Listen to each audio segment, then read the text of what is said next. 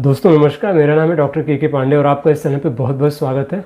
दोस्तों आज हम बात करेंगे कॉन्स्टिट्यूशनल मेडिसिन के बारे में। तो ये एक बड़ा ब्रॉड टॉपिक है, तो इसको दो वीडियो में हम लोग बात करेंगे। पहले वीडियो में जानेंगे कि कॉन्स्टिट्यूशनल मेडिसिन होती क्या है, इसकी इंपॉर्टेंस क्या है। दूसरे वीडियो में जानेंगे कि कॉन्स्टिट्यूशनल मेडिसिन को कैसे सेलेक्ट किया जाता है। तो आइए दोस्तों, कॉन्स्टिट्यूशनल मेडिसिन की जब हम बात करते हैं तो कॉन्स्टिट्यूशनल मेडिसिन है क्या, पहले ये समझ लेते हैं। कॉन्स्टिट्यूशनल मेडिसिन का मतलब क्या होता है दोस्तों। तो ये वर्ड है, दो वर्ड से बना हुआ है, कॉन्स्टिट्यूशन और मेडिसिन। हर इंसान का एक कॉन्स्टिट्यूशन होता है, एक बनावट होती है जिसको हम लोग बोलते हैं कॉन्स्टिट्यूशन।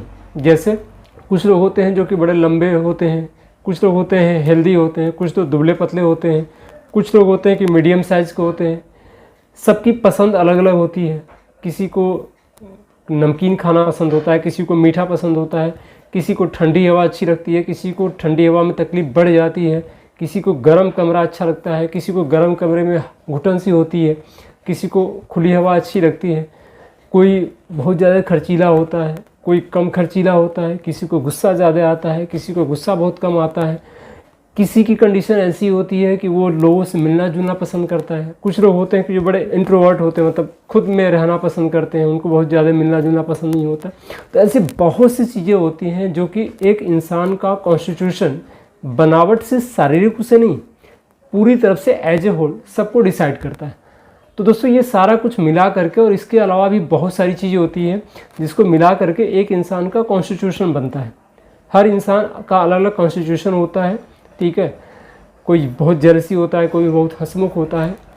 ऐसी तमाम चीज़ें होती हैं जो कि एक कॉन्स्टिट्यूशन को डिसाइड करती है। होम्योपैथिक ट्रीटमेंट जो होता है ये कॉन्स्टिट्यूशन को बेस करके होता है।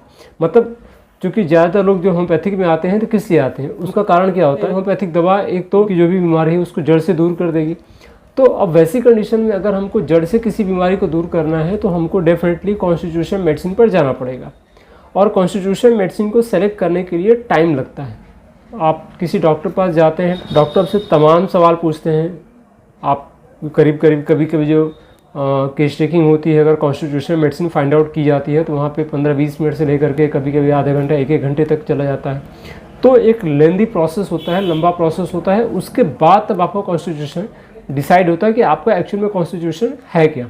तो वैसी कंडीशन में आप जब किसी डॉक्टर से बात करते हैं तो आपको पता होता है कि आपको कॉन्स्टिट्यूशन मेडिसिन मिल रही है या आपको जनरल जो ट्रीटमेंट किया जाता है वो होता है। क्योंकि जनरली क्या होता है कि ज़्यादातर लोग सिर्फ किसी पेशेंट से बात करते हैं, पेशेंट से बात करते करते कुछ दवाएं उनके दिमाग में आती है जो उसकी कॉमन दवा होती है, वो दवाएं वो दे देते हैं। वो दवा अगर कॉन्स्टिट्यूशन मेडिसिन हुई तो जाहिर सी बात है उसको प्रॉपर्ली ठीक करेगी, और अगर नहीं हुई तो वो केवल आराम दे करके फिर वापस वैसे ही रिएक्ट करेगी जैसे एलोपैथिक मेडिसिन रिएक्ट करती है। एलोपैथिक मेडिसिन कैसे करती है, आपने देखा होगा कि वो चीज़ों को दबाती जाती है, या कह लीजिए कि उसमें सिर्फ आराम देती है। किसी भी चीज़ को जड़ से ठीक नहीं करती, बस उसमें आराम होता रहता है एलोपैथिक मेडिसिन में। आप कोई भी केस उठा करके देख लीजिए जिसमें आपको पूरी तरह से आराम हुआ हो एलोपैथिक मेडिसिन के द्वारा, ठीक नहीं होता, आराम बना रहता है। आप दवा खाते रहेंगे, आराम रहेगा, ठीक है। तो वही होता है कि जब भी होम्योपैथिक दवा इस तरीके से यूज़ की जाती है कि जिससे एक इंसान का कॉन्स्टिट्यूशन चेंज हो जाए। जैसे एक इंसान को बहुत ज़्यादा गर्मी लगती है, तो जब कॉन्स्टिट्यूशन मेडिसिन दी जाती है तो जो गर्मी लगने की जो प्रवृत्ति है वो धीरे धीरे करके नॉर्मल जो कंडीशन होता है, जो हार्मोनी होती है, उसके लेवल पे आ जाता है, ठीक है। जब नॉर्मल कोई इंसान हो जाता है तो फिर उसको ठंडक और गर्म मौसम के हिसाब से फिर लगता है। ऐसा नहीं कि गर्मी के मौसम में बहुत ज़्यादा गर्मी लगने शुरू हो जाए या ठंडी के मौसम में भी गर्मी लगनी शुरू हो जाए, ऐसी कंडीशन नहीं होती है। तो दोस्तों ये होता है कॉन्स्टिट्यूशन। उम्मीद है कि समझ में आ गया होगा आपको कि हर इंसान का कॉन्स्टिट्यूशन अलग होती है, और होम्योपैथिक मेडिसिन अलग अलग कॉन्स्टिट्यूशन को ले करके अलग अलग जो होम्योपैथिक दवाओं की जो प्रूविंग हुई है वो अलग अलग दवाएँ निकल करके आई हैं इन सारे सिम्टम्स को बेस करके, ठीक है। अलग अलग दवाओं के अंदर अलग अलग लक्षण पाए जाते हैं। जैसे कुछ कॉमन जो होम्योपैथिक मेडिसिन है जो कि कॉन्स्टिट्यूशनल मेडिसिन के तौर पे यूज़ की जाती है, जो मैं खुद भी यूज़ करता हूँ, उसमें lachesis, lycopodium, sulphur, calcarea carb, natrum mur, aurum muriaticum, ऐसे तमाम मेडिसिन, सीपिया, सैलिसिया, ये सारी पॉलीक्रिस मेडिसिन हैं और ये अच्छा काम करती हैं कॉन्स्टिट्यूशनल मेडिसिन के तौर पे, अगर बेस्ट सेलेक्टेड है तो। ऐसा नहीं कि कोई भी उठा कर दे देंगे तो वो काम करेगी, ऐसे नहीं होता। उसकी पूरी केस टेकिंग की जाती है, आधे एक घंटे का प्रोसेस होता है। तो वो प्रोसेस के बाद फिर आप किसी भी बीमारी को ठीक कर सकते हैं अगर आपने कॉन्स्टिट्यूशन मेडिसिन को फाइंड आउट कर लिया है तो दोस्तों ये बहुत ज़रूरी होता है कि आप जब भी किसी डॉक्टर को दिखाएं तो पहले कंफर्म करें कि कॉन्स्टिट्यूशन मेडिसिन आपको दी जा रही है कि नहीं दी जा रही।